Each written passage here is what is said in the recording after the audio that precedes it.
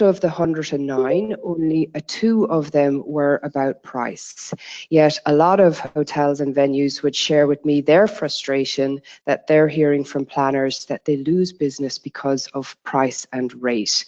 But that wasn't the case with planners. They had an opportunity to discuss rates, but 2 of them said that rates annoyed them, and that was only if they felt they didn't get value for money. So it was very constructive feedback, and I'm not going to share 109 responses with you, but what I did was I summarized them because they did fall into a number of different categories, and the 5 that came up the most are the ones that I'm going to share with you today.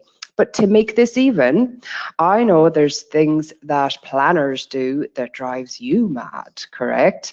So feel free to share them with me. Get typing there. This is your opportunity to vent and share that type of information, because what I found that is most of them really come down to communication, and they're very much things that can be fixed, and usually occur because we don't really understand each other enough, or we don't understand each other's world. So that's what I'm going to bring to the table today. In my Steps to Win program, I share with you how the client buys and what is going on in their world, and we'll talk a little bit about that today. But when I do this workshop in person around the world, anywhere from Las Vegas to Barcelona to Ireland to Dubai, this is what other venues and hotels and even agencies say that drives them mad about planners. When there, RFP spam technology, that has happened in our industry, and you receive leads multiple times, including from multiple agencies. And I know that that's very frustrating. You want them to call you back, right? And of course, that is annoying. The quality of information on an RFP, that you don't get enough information to really send a fully fully qualified proposal to them. And that's what I'm hearing around the world from different people in the profession, same profession as you. Is there any of that coming through there, Kate?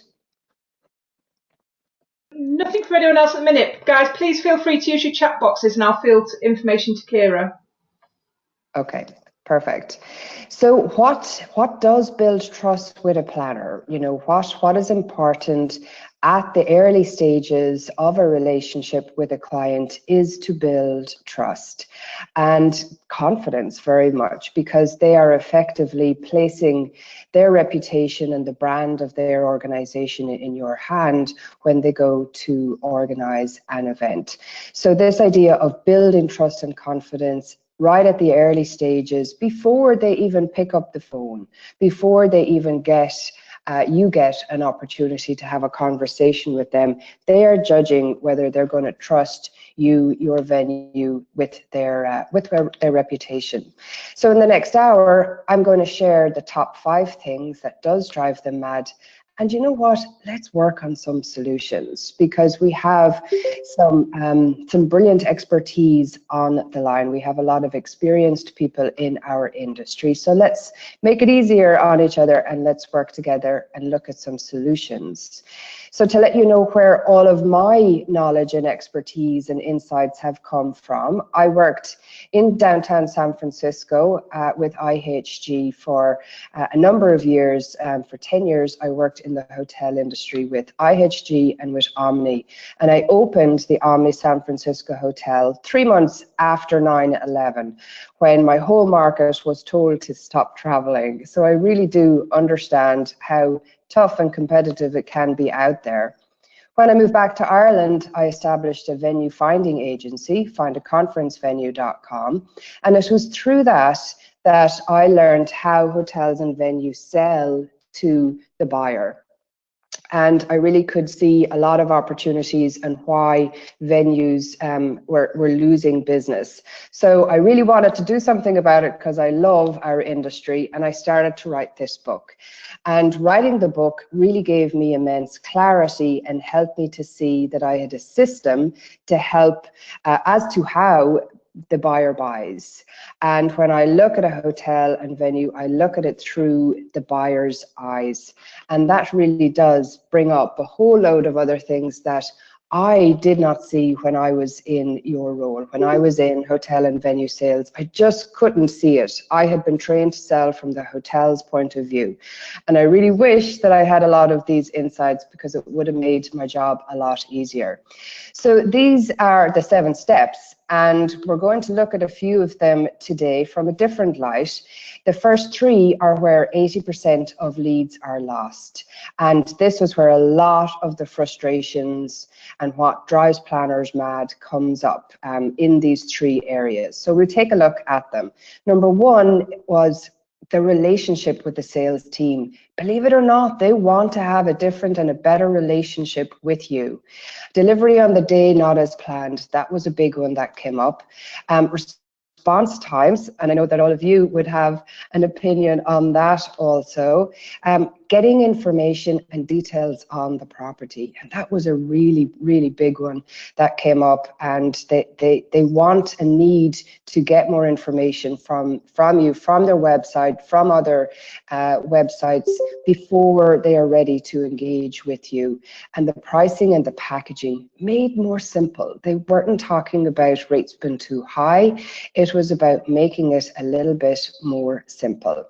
So are these fixable? Would you agree that yes, we definitely can do something about it? And it comes from understanding each other's world a little bit more.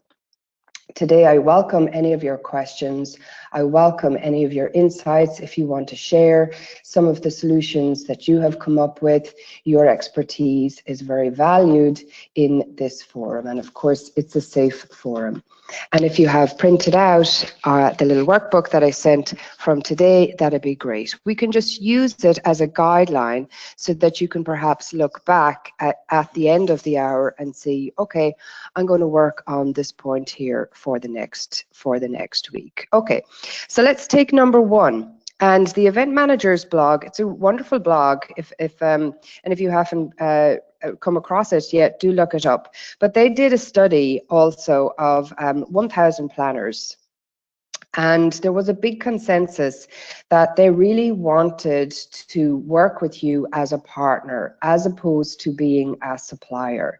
But that I have found, and many planners have said this to me, that hotels and venues can position themselves as a supplier.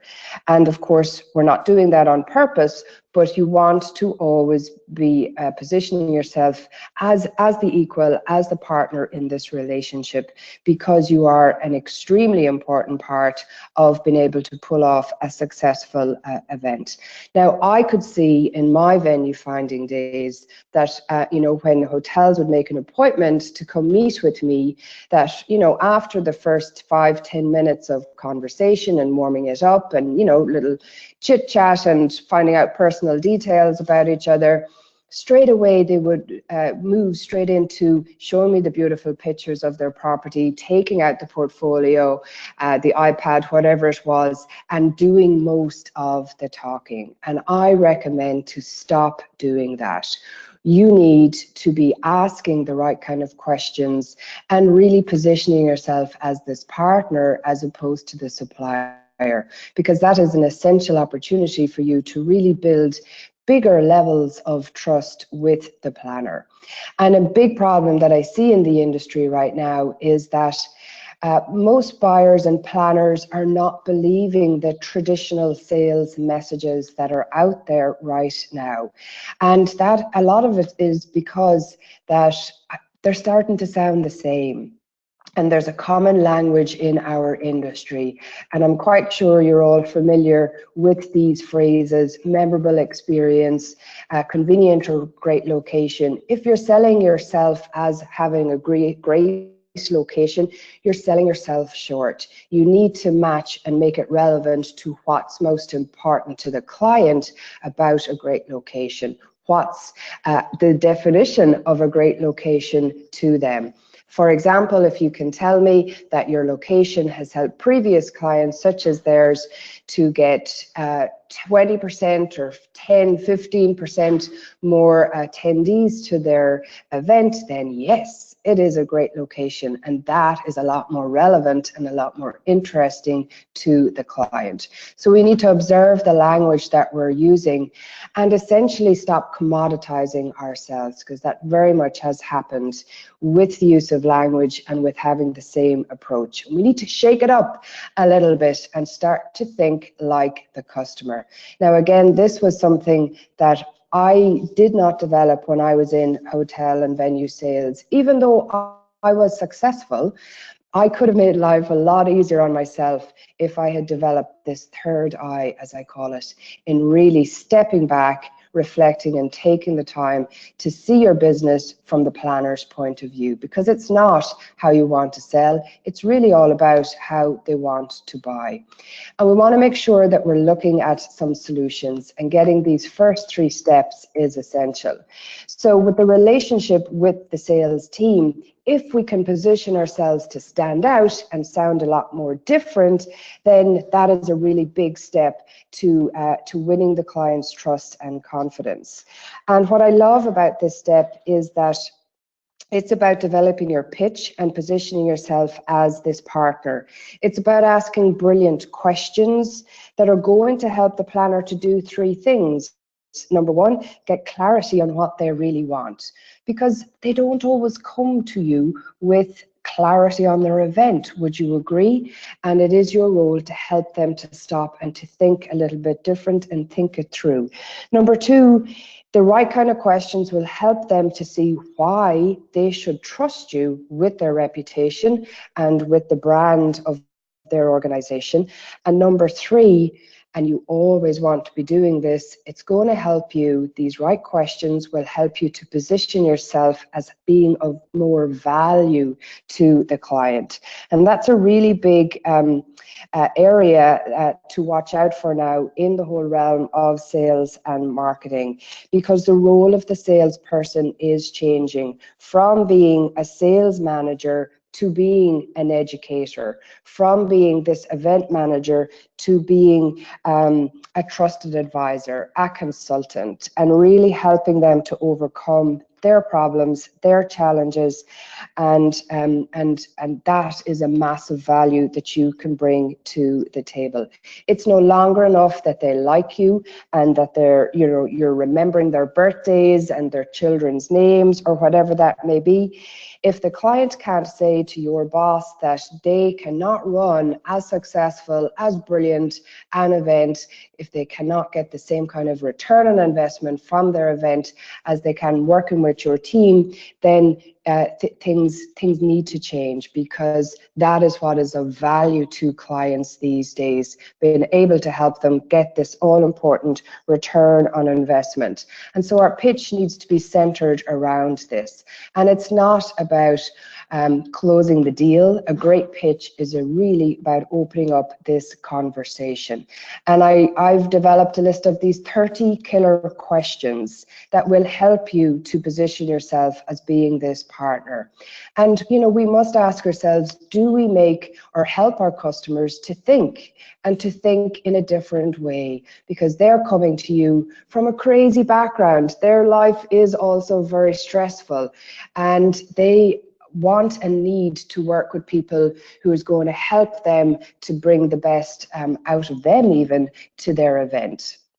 Lara here, she works in Microsoft event team, and she said to me that she knows by the questions that she is asked if the team are really going to understand me and my event and deliver the event as planned. And you've heard me say this before, but I feel very strongly that we really need to stop having this dates, rates, and space conversation. We have a lot of directors on the team here. Are your team comfortable and confident in being able to talk about strategy behind the events and really uncover the client's buying buttons? It's more than your standard qualification questions. So take a look through your workbook there. there and just give yourself a little mark out of 10. Do your clients see you as a partner or a supplier? And if you're hearing a lot that you're losing business because of rate, then that means the client is definitely seeing you as a supplier. And a lot of the time they're not sharing with you, what are the real reasons. And you know what? The planner and the buyer, they don't make it easy. They don't tell us what are their real buying buttons. But in our role as the sales consultant, as the advisor, it's about starting a comfortable conversation where they want to tell you and share all of these things. And we need to know and understand what are their problems so that we can center everything that we do to be the right kind of solution for them. This is a really great one-liner to remember, guys. The better quality questions you ask, the better quality answers you're going to get. And of course, it's what you and your team do with these answers that's really going to help you to rocket your conversion rates. So point number 2, am I going okay here, Kate? Is the pace okay for everybody? Yeah, all good, Ciara, thank you. Okay, point number 2 was about delivery on the day not being as planned. And what I've seen happen here is it's very much about communication. You know yourselves that the sales team, they do their job, and a lot of the time it's handed over then to the events team, who it could be a year down the line from when the contract was signed, and a lot of the time the sales manager perhaps is no longer there. And while that happens in every industry and the planner understands that, what frustrates them is, where did the information go, that conversation that they had with the salesperson? Where did all of that go? Was it put in a system somewhere? Why is it that the events team don't seem to have that level of information that perhaps they had shared a year or even a few weeks or a few months previous? So, it's about looking at our process in that. One planner in particular said to me that, she understands that, it's a separate team, a different skill set that takes over to actually deliver the event on property, but to let me know. She said usually she finds that out by accident, when she might send an email and then discovers, or is told then by email, this is this person that you need to speak with. Or she finds out by accident that the salesperson that she had signed a contract with has left. But, she gets an auto response from them when she sends them an email, and she's redirected to somebody else. And that puts a little bit of fear in planners when that hasn't been managed and somebody hasn't reached out personally to them. So to let them know at what point do I need to contact or connect with the event person on property, and what is their direct contact information? And then she feels a lot more secure that that necessary communication in-house has happened. So feel free to tell me, guys, if you have a very successful handover process to share that with me, because it is a really big area that bothers them.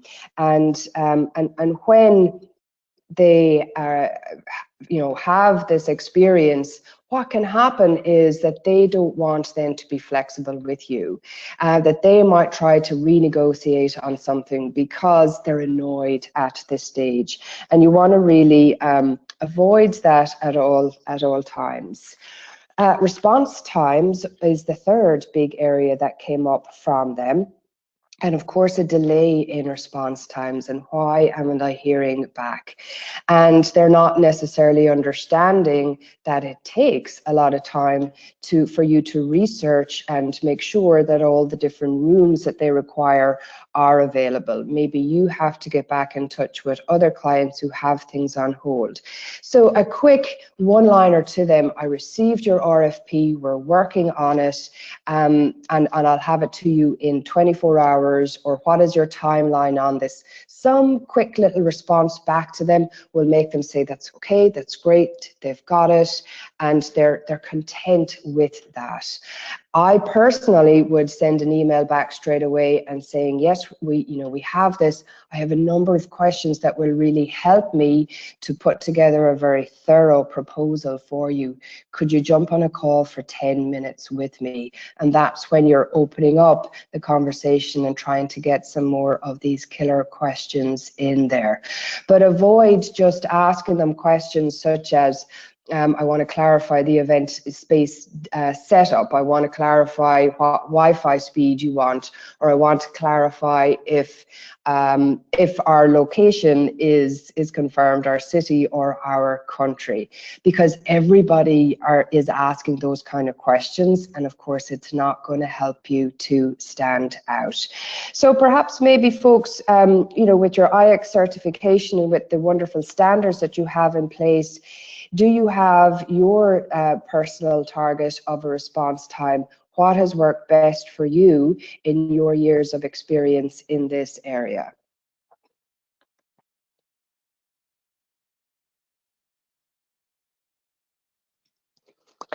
Is anybody sharing anything with us there, Kate? No, nothing from the group. Any feedback for Ciara? Do you want me to open the mic? They can just simply type it there. It might be a lot of background noise if we open up the mic. Okay. Whatever people are comfortable with. I know that some of your colleagues there, when I ran this at the IACC conference in New York there 2 years ago, one of the properties from Dallas, I believe, shared that they always have a sales manager of the week. So, when the team are out and they're maybe out doing sales calls or they're doing a site inspection, that there is always a sales manager there in the office who can answer the phone, who can make a decision and respond to a client when they call in. Because if they're calling you, it means that it's fairly urgent, and it really frustrates them if they have to wait, the 2 to 3 hours. And agencies as well, of course, this really drives them mad because they have a paying client hopping, waiting for a response, and they want to be as efficient as possible in getting back to their client. Agencies will say to me, please have somebody on the phone who can make a decision, not just the junior people who have to say, I have to check with, my director on this. Whatever that may be, empower them to make a decision and respond to the clients. So perhaps mark yourselves out of 10 there, guys, in terms of your handover process and the response times and procedures.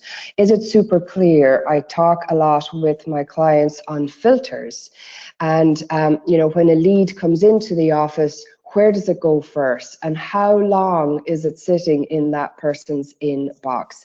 That can clog up the system a lot, and sometimes sales managers are dealing with a piece of business that isn't a good fit for them, and they shouldn't be wasting their time on that there's somebody has to be that filter and is only passing on the business that is a great opportunity, that is a good fit for your property, and that seem to be fairly clear on dates and whatever, to your most valuable salespeople. That will free up your salespeople to work in their zone of excellence, and be working with more of the kind of clients that are theirs to convert.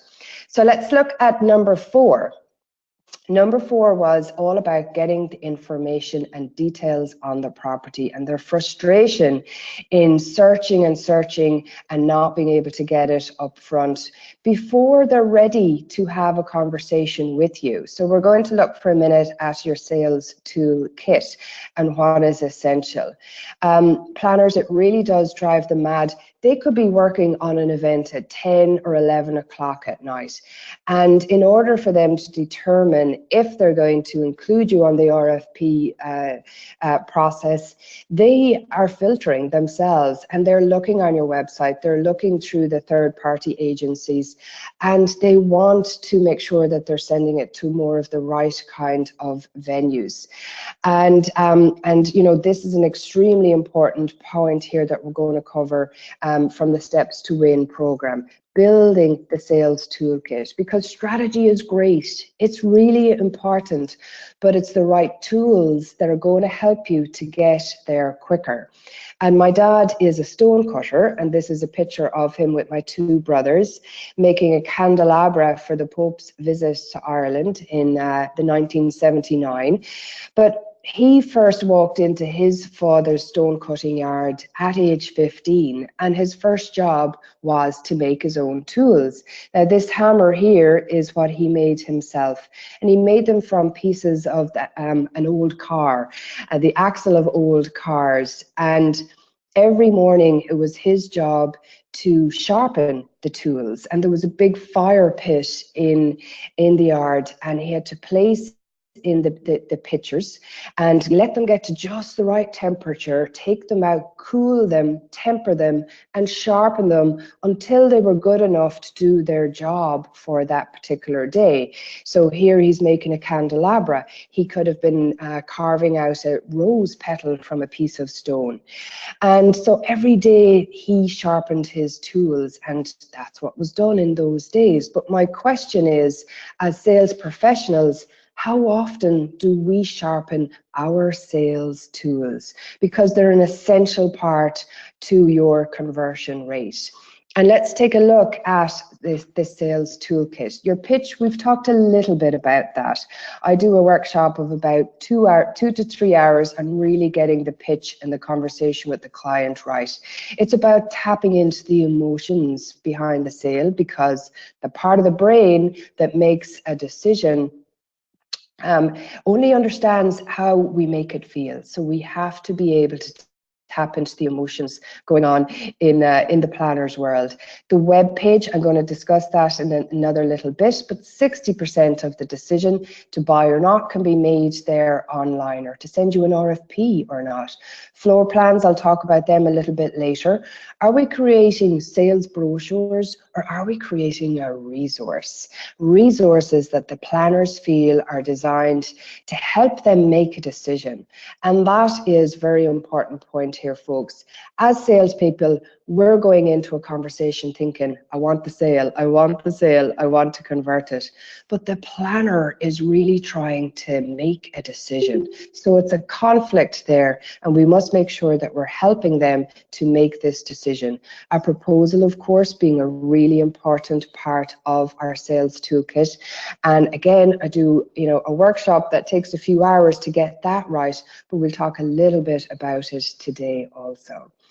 This was a big part of the feedback that I received from planners, and this frustration of not being able to visualize their event at a venue without having to visit. They need to be able to do that from their phone, from whatever device they are looking at, in helping them to make a decision whether to either send you an RFP or pick up the phone or engage at another level with you. So we need to be making it easy that they can get a sense and picture their event at your venue. Because so much of the research has been done online before they're even contacting you. Photographs are a very important part of the sales toolkit, and photographs with pictures, guys, because again, it's helping them to see what the room looks like with number of people in there, but it's also tapping into the emotion, like, yeah, I want my event to look like that, okay? We need to see plenty of smiley, happy people in the photographs, because they want their participants to feel like that. And floor plans. I myself, from being a venue finder, this area really frustrated me. I needed to be able to download the floor plans and get the right level of detail on the floor plan. And I worked with a client in the UK who was not going to come to the property to do a site inspection. He said, Ciara, it's just not in the budget to do a site inspection for this event. So I'm relying on you to be my eyes and ears. So I knew the right property for him because I'd been there and I'd worked with this property numerous times. So I sent him the proposal and I sent him the floor plans, but I knew that the floor plans really weren't detailed enough. Sure enough, he called me within 10 minutes and he said, Ciara, does this venue that you're recommending run many events that have sponsors and need to set up sponsorship places along with the at break time and been able to feed people and lunch people in the same room?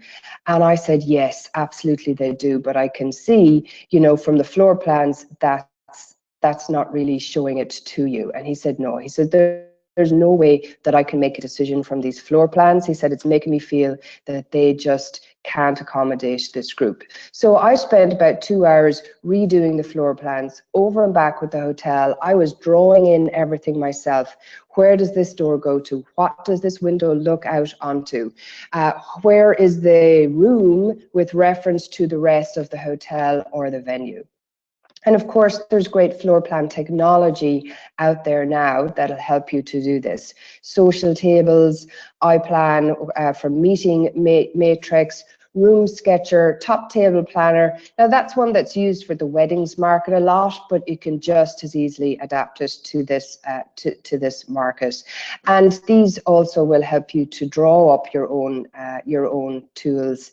And when I ran a webinar with Social Tables on how to use floor plans, what most people were surprised about was that you need to use these at the early stages of the client's decision-making process.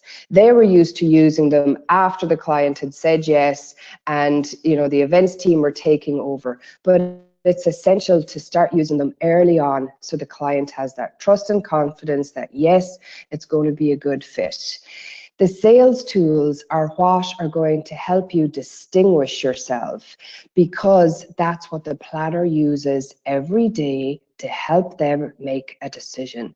And that's your role as a salesperson, to help them make a decision, not to sell to them, but to help them make the right decision and help them to feel that you are genuinely interested and have that as your main aim also. Because a confused mind does not buy, and it is our role to help them to not be confused, to be very clear and have a good calm sense about their event at your venue from the first time that they have an interaction with you. The Steps to Win program is all about getting a yes, and getting a yes at each step of the client's decision-making process. And what I've seen from being on the buyer's side is that, you know, you can get to the very end. You can be quite sure, yeah, you know, I think we've done really well. The client is very interested. We're just waiting to hear yes from the client. And what can happen is you get the devastating news that your competitor won the business. And what I have seen from being on the client side is because you didn't get a yes at these early stages in the client's decision-making process. And it's going to massively impact your conversion rates when you are getting a yes, when you're building this trust and confidence and gently leading the client to the next step in their decision-making process, because sales is all about that, being able to lead the client.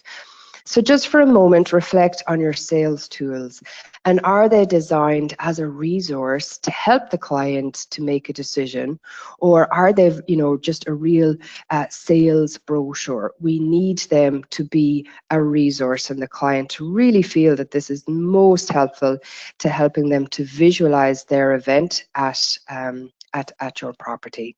So I'll pause for a minute. Kate, is the pace okay? Have we any questions coming up? We have no questions at the moment. Anyone? Questions for Ciara? Okay, feel free to keep them coming in and type them into the box there as we're going along, guys. I'm assuming that I'm being clear and that my Irish accent is clear enough to you, seeing as we're not hearing otherwise.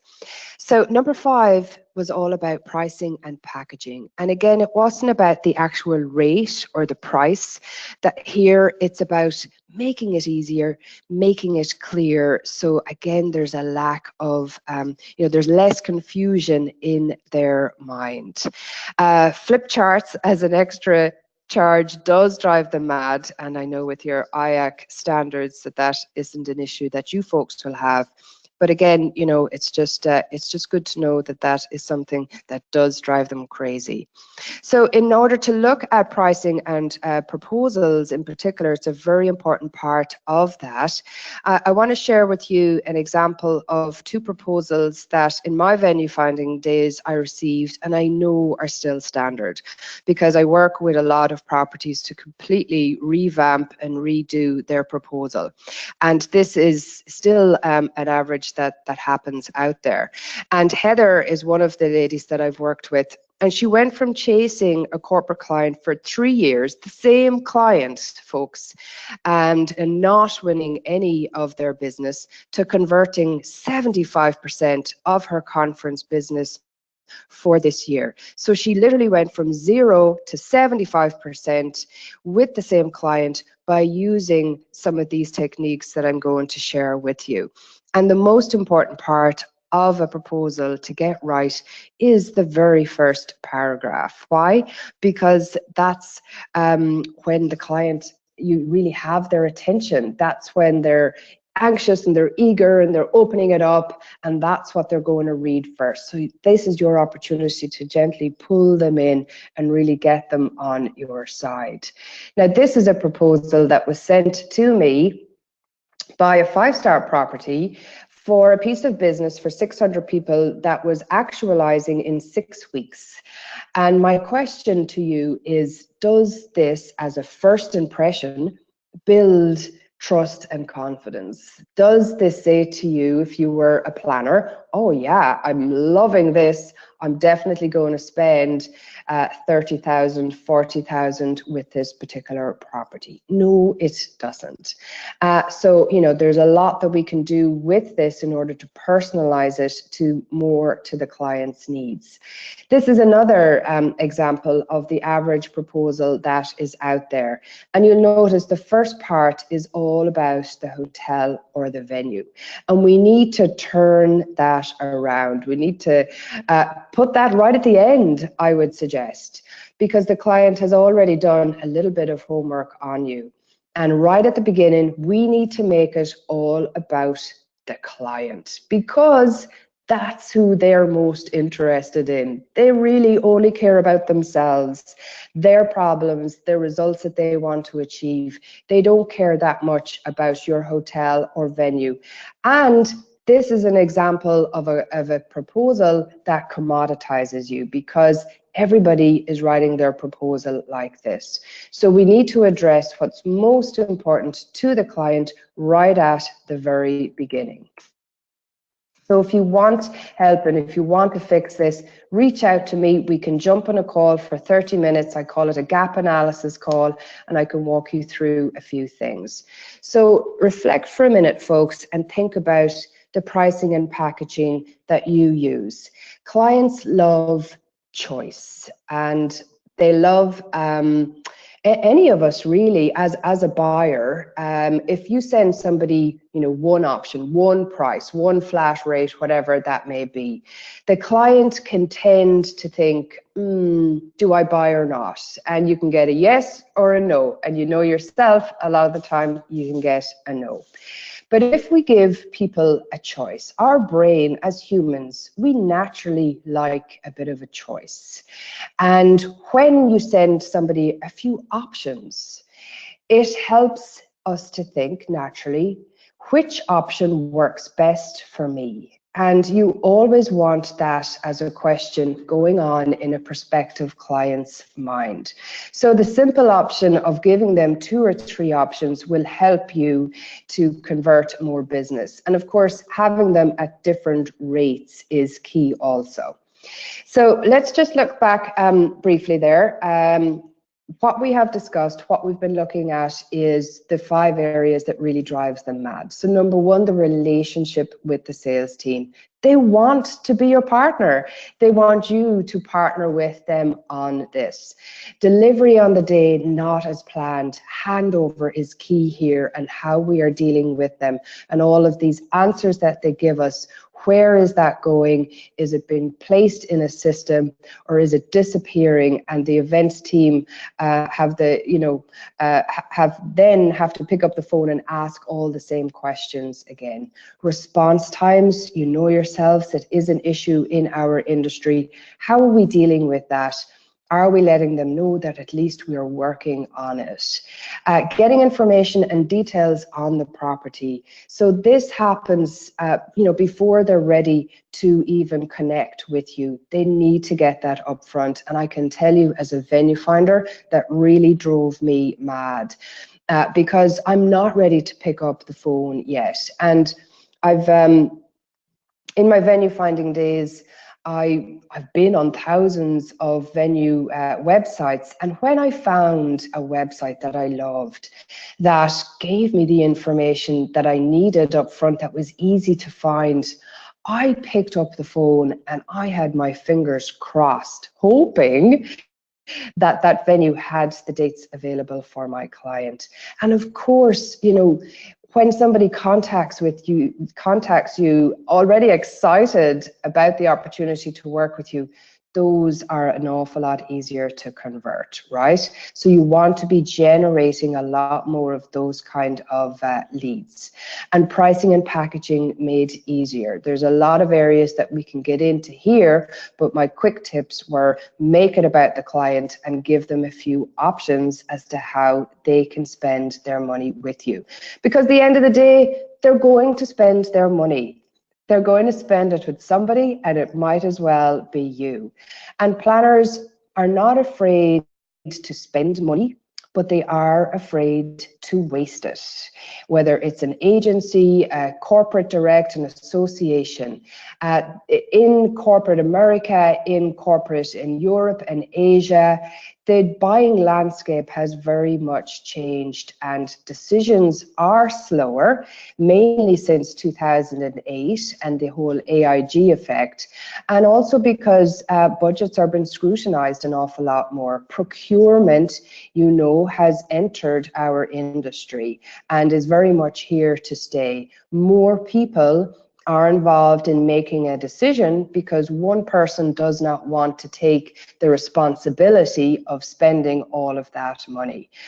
So we need to be cognizant of this and adapt our sales approach to be able to incorporate all of these different decision makers into it.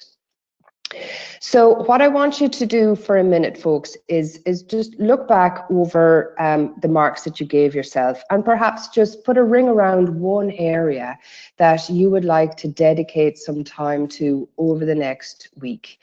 What I love to do is break it down and make it simple, right? Because we all have too much to do already.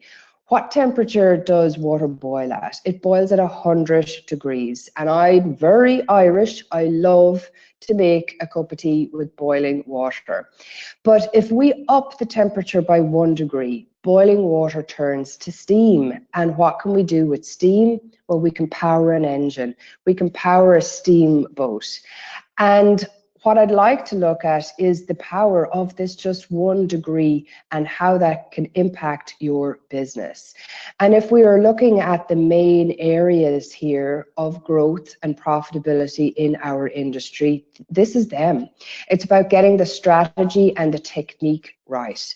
The technique as in your sales technique, your conversation technique.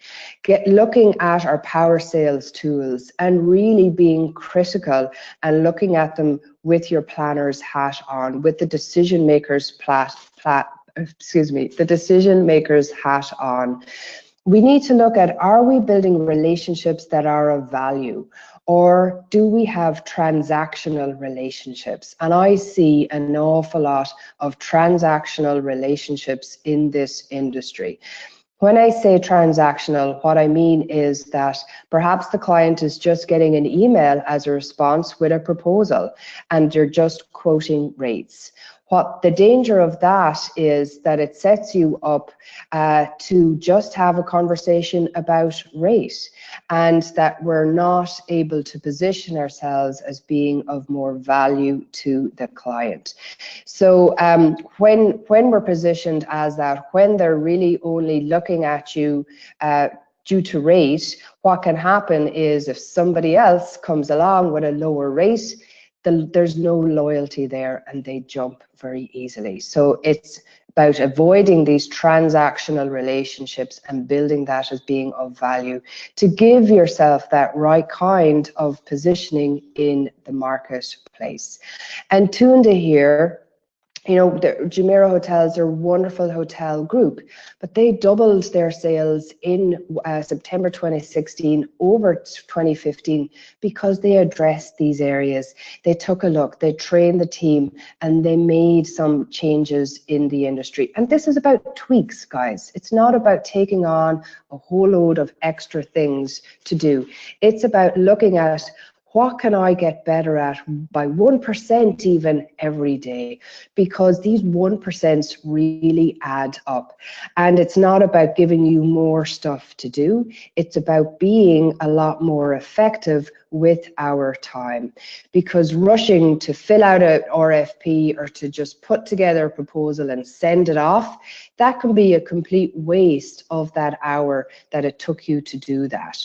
We are better off working with less clients and having better relationships with them, because we're going to be converting more of them. So I end all of my webinars and any of my sessions with asking you this question: what is the one thing that you're going to take from the last 48 minutes of our life? What is the one thing that you're going to think about or do a little bit different, or perhaps incorporate into your approach with the client? And I really would love to hear from you. Just type a quick little thing in the chat box there if there's one thing that you're going to do a little bit different that that will make a difference to your day, because mastering sales skills equals real revenue growth, and that's where the opportunities are in being more effective with our time, not working harder and longer hours, just being more effective, making a few tweaks. So thanks, Ciara. We've got some feedback now. So Dee says she's going to quick initial responses to clients, letting them know that she's working on their requests. Great, yeah, it's a simple, easy one, and it will make a difference, Dee, so thanks for that. Okay, so buyers, folks, to summarize, buyers have changed the way that they buy, but have you or your team changed the way that they sell? Because if they haven't, if you or your team are still selling the same way that you were even 2 or 3 years ago, results are going to decrease, because change has and is happening very rapidly as to how the client are making their decisions. So feel free, guys, to reach out to me and set up a gap analysis call with me. We want to make sure that we're always positioning ourselves as being the leader in the sales conversation. And I hear a lot of frustration from venues and hotels around the world that, you know, they don't have control, that the client has control. We want to make sure that we are positioning ourselves as being the leader in this. And it's not what we're doing occasionally that really matters or has an impact. It's what we're doing consistently. What are we doing every day? And that's what's going to help us to get much better results.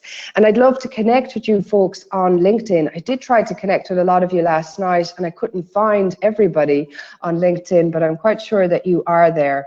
So feel free to take down, I'm Ciara Feely, conference converter there on LinkedIn, and connect with me. If I can help, do reach out. Okay, Kate, that's me. Thanks, Kieran. Just coming in from Nancy there. Nancy's going to ask better questions in the handover process, so thank you for that, Nancy. Fabulous. So yeah, thank you all very much for joining. As I mentioned earlier, we will send out the slides and the recording from the session.